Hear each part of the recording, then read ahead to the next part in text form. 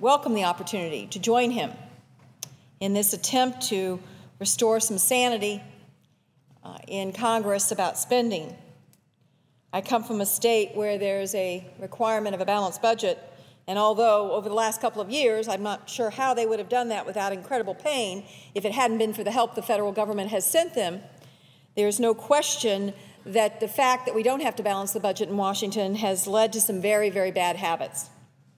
I was thinking about spending over the weekend, as this week there are a number of provisions that we're going to be debating that I have sponsored or am a big supporter of, the fiscal task force, which went down this morning by a narrow vote, this amendment, and then obviously PAYGO, which I've been the lead Senate sponsor on over the last several months.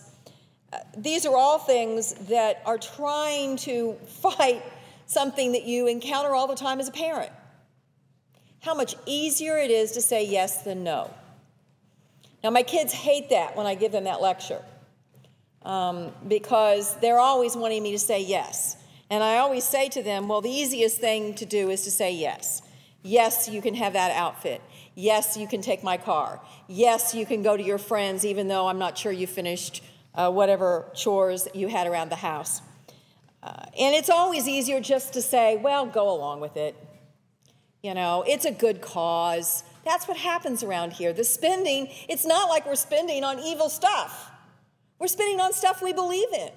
We're spending on education. We're spending on highways. We're spending on our parks. We're spending on our military. We're spending on things that make it even harder to say no.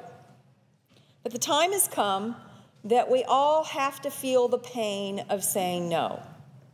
We all have to be willing to suffer the political consequences of saying no. And that's why this amendment is such an important step in the right direction. Now, I want to be really honest about this because we have a tendency around here to make things bigger than they are. This isn't going to make a dramatic change in the deficit or the debt. And I'm not sure how many Americans have really focused on the difference between the two. But they're two different things, and it's not going to make a huge difference. I mean, people need to remember, if we took out all discretionary spending, if we decided we're not going to spend another dime on education or highways or any of the things that we decide on spending every year, we still have a massive deficit problem. We don't fix the deficit by passing this amendment. We don't fix the deficit by saying we're not going to even do discretionary domestic spending anymore. So this is not a fix-all. But you know what it does? It begins to get us well.